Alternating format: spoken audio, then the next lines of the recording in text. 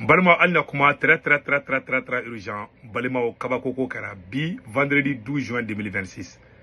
Bina de la ka mogo bora koni mama e Assimi Goïta soro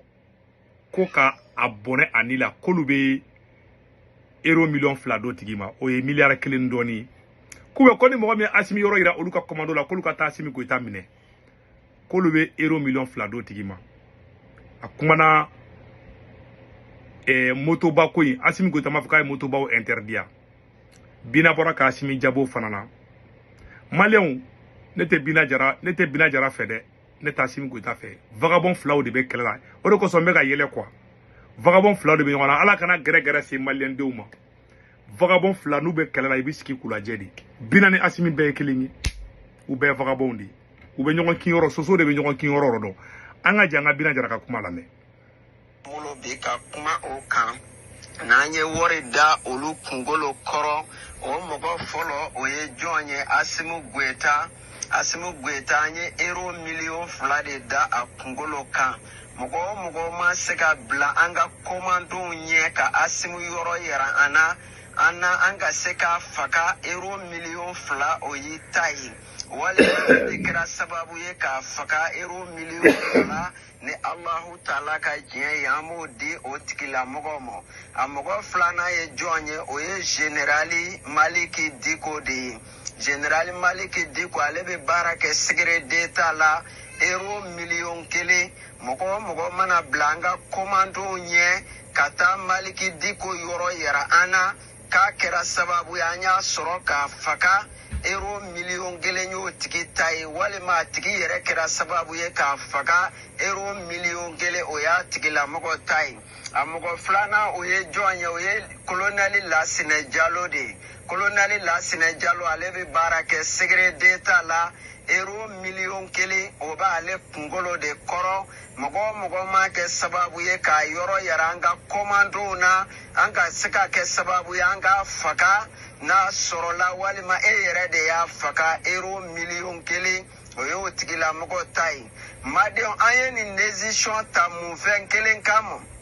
jamana kono tieli fonfen vle jamana kono a bela jele nyama ye Assimi Goïta de ye ka danteme ke kana jamana ta otazi la ka jamana arme ke terrorisi ye uma boyoro jamana de ume boli la unye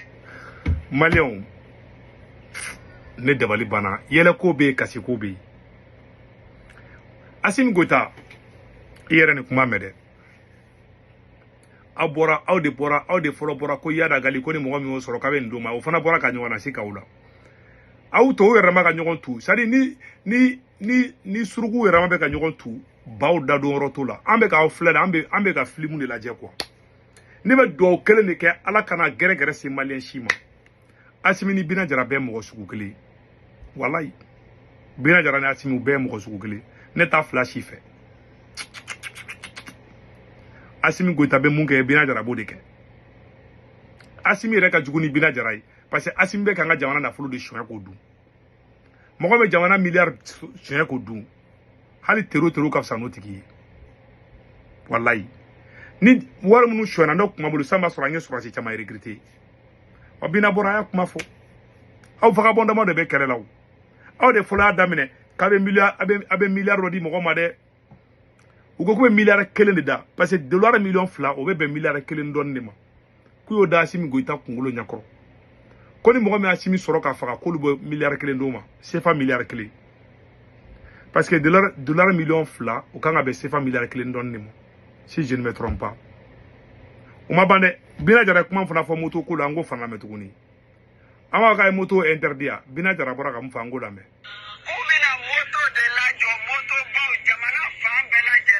ay bina la jaban ubi semuru na ugolu ta la jo ne Allahu Ta'ala ka je anga moto fle anga mobile fle anga police fle clip da dugukolo de Allahu Ta'ala tai anga police yoro bela jelela dugubo kono dugu misalula mo kono la ya bela jelela foi tisbo bali na Allahu Ta'ala ka je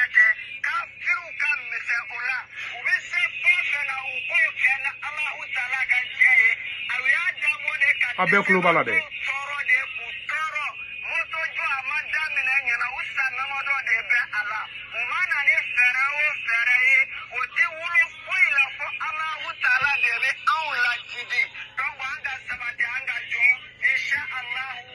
c'est bina re parler be amno de Assimi Goïta bina fle kan ke Mali de kono de a fle na be kelege woro re lata aga kelege fin de bala a ko irisu ka drone kura mi ala te bina woro ngini sa ata bina woro ni abulo ko drone de be kelege agara troupe la benga ta kida libéré aski wo aski zirina ka fola ni avion kumbe dugu libéré Bachar Achar kunte buli avion kumbe siri président Bachar bulo o te Mali bulu o ma bulia abulo ka avion de rande be keleke ya ni sora suma bulde kat marfata ka jigi dugu ma kelete ba tero te ne fangara Syria ngo avion kumbe Bachar bulu avion kumbe siri bulu ena la chobe Mali bulu avion kumbe siri bulu kala kunta Algérie bulu. La Syrie était une puissance. Mais avec ce que je me dis, c'est gâté. Donc, à Foyena, Bina Boraka Kumade, quand tu as moto interdit, parce que Bina Nbeka sera Bina Nbado, ou donne une cojugue. Bébado Bina Nmay. N'était Bina fait, mais n'était pas fait. Ou Bekele, c'est la même chose. Ou Bé vagabond que l'on dit. Assimi Goïta au contraire Assimi Goïta banga jamana na folo ko chouin asomugo ba chouin asunguru ba chouin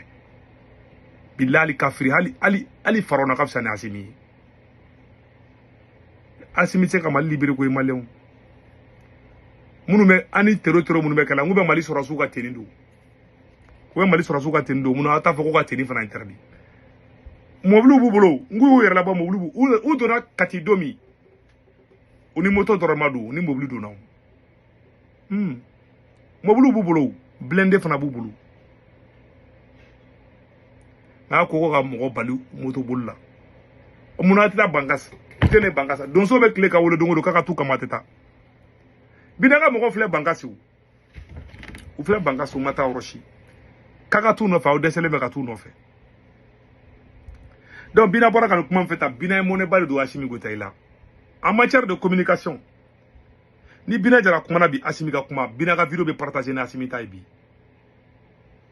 Pas parce que Bina ko kadi mo te Bina fe koy. Ni Bina kumana ka mun fa abo de ke edu mana kuma ka mun fa dro fien tira fali sara bochi bana. Ni keran galon te galali deun te dayla deun be tegela. Wallahi Assimi ta gratini. Bina kumana bi mo mi Bina ka vidéo cinema billahi